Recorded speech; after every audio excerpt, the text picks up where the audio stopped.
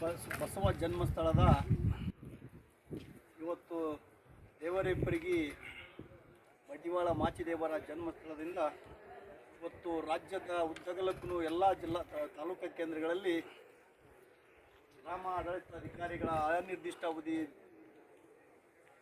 ಮುಷ್ಕರಕ್ಕೆ ಯಾವತ್ತು ಏನಪ್ಪ ಅಂತಂದರೆ ಕರ್ನಾಟಕ ದಲಿತ ಸಂಘರ್ಷ ಸಮಿತಿ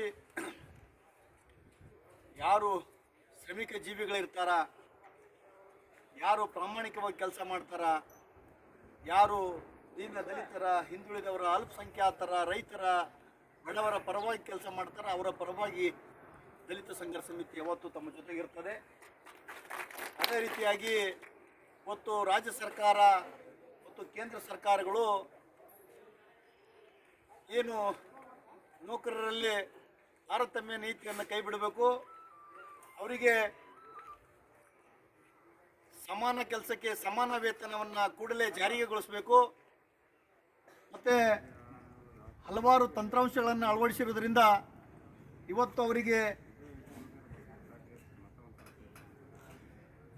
ಅವರು ಒಂದು ಪದೋನ್ನತಿ ಹೊಂದಿರತಕ್ಕಂಥವ್ರು, ಅವರಿಗೆ ಟೆಕ್ನಿಕಲ್ ಹೆಚ್ಚಾಗಿರೋದ್ರಿಂದ ಅವರಿಗೆ ಸುಮಾರು ಒಂದು ವರ್ಷದ ಟ್ರೈನಿಂಗರೇ ಕೊಡುವಂಥ ವ್ಯವಸ್ಥೆ ಆಗಬೇಕು. ಅದೆಲ್ಲ ಬಿಟ್ಟು ಏನಪ್ಪ ಅಂದ್ರೆ ತಂತ್ರಾಂಶ ಅಳವಡಿಸಬೇಕು, ಆನ್ಲೈನಲ್ಲಿ ಕೆಲಸ ಮಾಡ್ಬೇಕಂತಂದರೆ ತೊಂದರೆ ಆಗ್ತಾಯಿದೆ. ಏನಪ್ಪ ಅಂದರೆ ಇವತ್ತು ಗ್ರಾಮಗಳಲ್ಲಿ ಇವತ್ತು ಏನು ನೆರೆಹೊಳಿ ಪ್ರಾಬ್ಲಮ್ ಆದಾಗೂ ಕೂಡ ಇವತ್ತು ಗ್ರಾಮ ಲೆಕ್ಕಾಧಿಕಾರಿಗಳಾಗಿರ್ಬೇಕು, ಹೋಗಿ ಅಲ್ಲಿ ಮುಂದಿತ್ತು ಸಮೀಕ್ಷೆಯನ್ನು ಮಾಡಿ ವರದಿಯನ್ನು ಕೊಡಬೇಕು. ಒಂದೊಂದು ಸಂದರ್ಭದಲ್ಲಿ ಕೋವಿಡ್ ಸಂದರ್ಭದಲ್ಲಿ ಕೂಡ ಪಾಪ ಭಾಳ ಹಗಲು ರಾತ್ರಿ ಏನಪ್ಪ ಅಂದ್ರೆ ಶ್ರಮಪಟ್ಟು ಈ ಮಾನವ ಕುಲಕ್ಕೆ ಒಂದು ಕಳಂಕವನ್ನು ಅಳಗಿಸುವಂಥ ಕೆಲಸ ಏನು ಗ್ರಾಮ ಲೆಕ್ಕಾಧಿಕಾರಿಗಳು ಮಾಡಿದ್ದಾರೆ.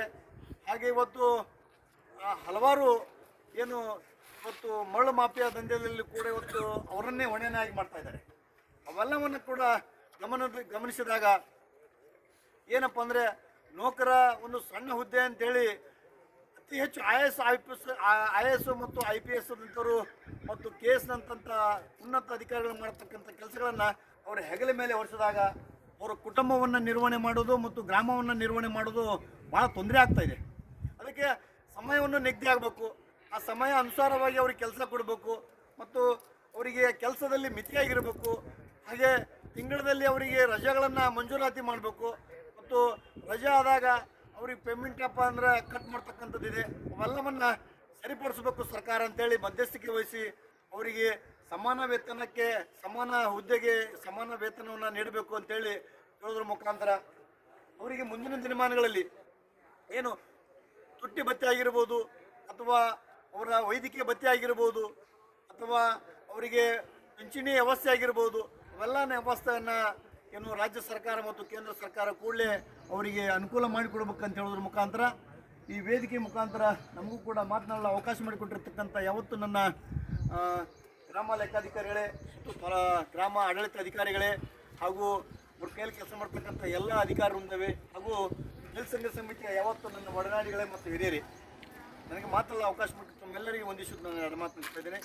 ಯಾಕಂದ್ರೆ ರಾಜ್ಯದ ಪ್ರತಿ ತಾಲೂಕು ಕೇಂದ್ರಗಳಲ್ಲಿ ಇವತ್ತು ಕಪ್ಪು ಬಟ್ಟೆ ಧರಿಸುವುದರ ಮೂಲಕ ಶಾಂತಿಯುತವಾಗಿ ಹೋರಾಟ ಮಾಡಬೇಕನ್ನುವಂಥ ಒಂದು ನಿಯಮವನ್ನು ಇವತ್ತು ಕಂದಾಯ ಇಲಾಖೆಯಲ್ಲಿ ಇರ್ತಕ್ಕಂಥ ಗ್ರಾಮ ಲೆಕ್ಕಾಧಿಕಾರಿಗಳು, ಗ್ರಾಮ ಸಹಾಯಕರು ಹಾಗೂ ಇನ್ನುಳಿದ ಇಲಾಖೆಯವರು ಸೇರಿಕೊಂಡು ತಮ್ಮ ಮೂಲಭೂತ ಬೇಡಿಕೆಗಳು ನಮಗೆ ಬೇಕು ಅನ್ನುವಂಥ ಒಂದು ಆಶಯವನ್ನು ವ್ಯಕ್ತಪಡಿಸುವುದರೊಂದಿಗೆ ಇವತ್ತು ಎಲ್ಲ ತಾಲೂಕು ಕೇಂದ್ರದ ಮುಂದೆ ಅನಿರ್ದಿಷ್ಟ ಅವಧಿ ಮುಷ್ಕರವನ್ನು ಆರಂಭಿಸಿದ್ದಾರೆ.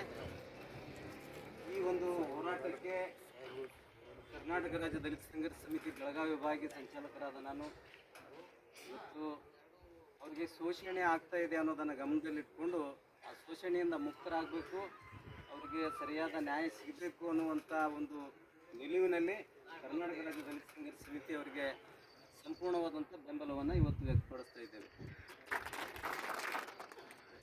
ಇವತ್ತೇನಾಗಿದೆ ಅಂತಂದರೆ ದುಡಿಯುವವರಿಗೆ ನಿಜವಾದ ಫಲ ಸಿಗ್ತಾ ಇಲ್ಲ. ಇವತ್ತು ಶ್ರಮಿಕರ ಮೇಲೆ ಸವಾರಿ ಮಾಡುವಂಥ ವ್ಯವಸ್ಥೆ ಇವತ್ತು ಆಡಳಿತದಲ್ಲಿದೆ. ಇವತ್ತು ದೇಶದ ಪ್ರತಿಯೊಂದು ಇಲಾಖೆಯ ಒಂದು ಮಾಹಿತಿ ಏನಾದರೂ ಸಿಗಬೇಕು ಅಂತಂದರೆ ಗ್ರಾಮ ಲೆಕ್ಕಾಧಿಕಾರಿಗಳ ಮೂಲಕ ಇವತ್ತು ನಿರ್ಮಾಣ ಆಗ್ತಾ ಇದೆ. ಆದರೆ ಅವರಿಗೆ ಹೊತ್ತು ಕೆಲಸ ಮಾಡೋದಕ್ಕೂ ಕೂಡ ಒಂದು ಸರಿಯಾದ ಕಟ್ಟಡ ಇಲ್ಲ. ಮತ್ತು ಕುಳಿತುಕೊಳ್ಳೋಕ್ಕೆ ಅವರಿಗೆ ಯಾವುದೇ ರೀತಿ ಕುರ್ಚಿ, ಫರ್ನಿಚರು ಇಂಥ ಯಾವ ವ್ಯವಸ್ಥೆಗಳು ಕೂಡ ಅವರಿಗೆ ಮೂಲಭೂತ ಸೌಕರ್ಯಗಳು ಇರುವುದಿಲ್ಲ. ಇದು ಸರ್ಕಾರಕ್ಕೆ ಗೊತ್ತಿದ್ದರೂ ಕೂಡ ಇವತ್ತು ನಿರಂತರವಾಗಿ ಶೋಷಣೆ ಅವರಿಗೆ ಆಗ್ತಾ ಇದೆ.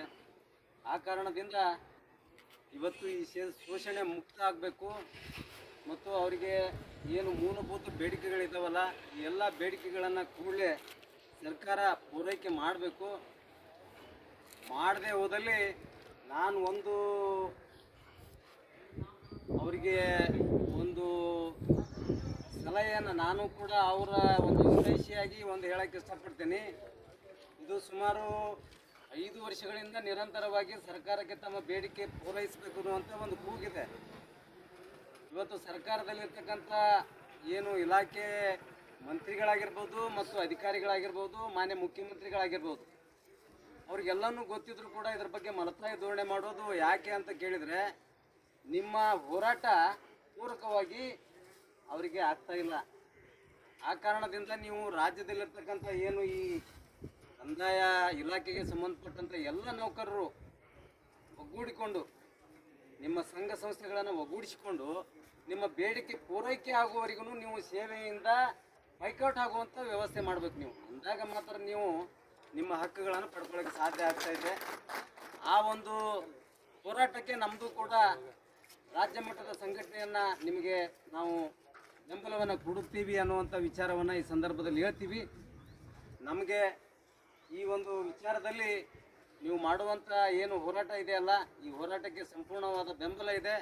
ನಿಮ್ಮ ಮೂಲಭೂತ ಬೇಡಿಕೆಗಳು ಕೂಡಲೇ ಸರ್ಕಾರ ಈಡೇರಿಸಬೇಕು. ಒಂದು ವೇಳೆ ಈಡೇರಿಸದೆ ಹೋದಲ್ಲಿ ನಾವು ಏನು 3ನೇ ತಾರೀಕೇನೋ ಹೇಳಿದರು ಬೆಂಗಳೂರಲ್ಲಿ ಫ್ರೀಡಮ್ ಪಾರ್ಕಲ್ಲಿ ನಮ್ಮದೊಂದು ರಾಜ್ಯ ಮಟ್ಟದ ಹೋರಾಟ ಇದೆ ಅಂತೇಳಿ.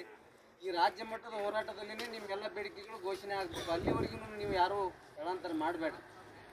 ಅದಕ್ಕಾಗಿ ನಿಮಗೆ ಕರ್ನಾಟಕ ರಾಜ್ಯ ದಲಿತ ಸಂಘರ್ಷ ಸಮಿತಿ ಮತ್ತು ವಿವಿಧ ಜನಪರ ಹೋರಾಟಗಾರರು ಕೂಡ ನಿಮ್ಮ ಹಿಂದೆ ಇದ್ದಾರೆ. ನೀವು ಯಾವುದಕ್ಕೂ ಭಯ ಪಡೋದು ಬೇಕಾಗಿಲ್ಲ. ನಿಮ್ಮ ಮೂಲಭೂತ ಸೌಲಭ್ಯಗಳು ಸಿಗುವವರೆಗೂ ಕೂಡ ನೀವು ಹೋರಾಟ ಮಾಡಿರಿ. ನಿಮಗೆ ಜಯ ಸಿಗಲಿ ಅಂತೇಳಿ ನಾನು ಕೂಡ ಹಾರೈಸಿ ನನ್ನ 2 ಮಾತುಗಳನ್ನು